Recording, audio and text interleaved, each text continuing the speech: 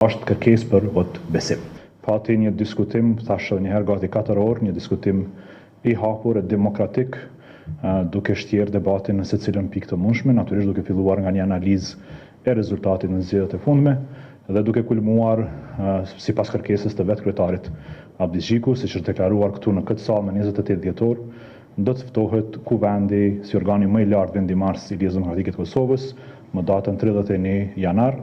Në këtë kuvend, siç është deklaruar vetë kryetari Abdis Xhiku, ai do të ofrojë ndërheqjen e tij për të lënë pastaj të lirë kuvendin të vendosë edhe për këtë çështje edhe për çështje tjera dhe për diskutime tjera që mund të ngriten në atë kuvend. Në bazë të statutit të LDK-s, që komponon në 27 i parashet dy opsione, thirrjen e votbesimit edhe dorëheqjen e kryetarit.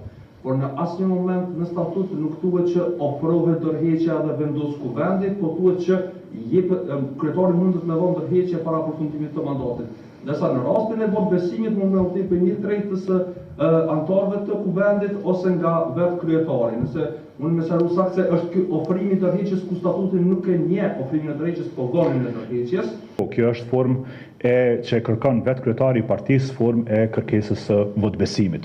Pra kryetari Abdis Xhiku në këtë kuvend do të kërkojë vot të votbesimit, pra kuvendi i LDK-s që ka 355 delegat do të vendosë pra në këtë kërkesë kryetarit Abdis Xhiku nëse vazhdon të ketë besim tek kryetari i partisë apo jo, pra është formë e votbesimit, e kërkesës së votbesimit si shtatë e juni 27 i statutit të LDK-s e lejon qoftë kuvendit që të kërkojë këtë votbesim apo kryetari Abdis Xhiku, kryetari i LDK-s në këtë rast Abdis Xhiku të kërkojë një gjë të tillë. Pra është kërkesë për votbesim.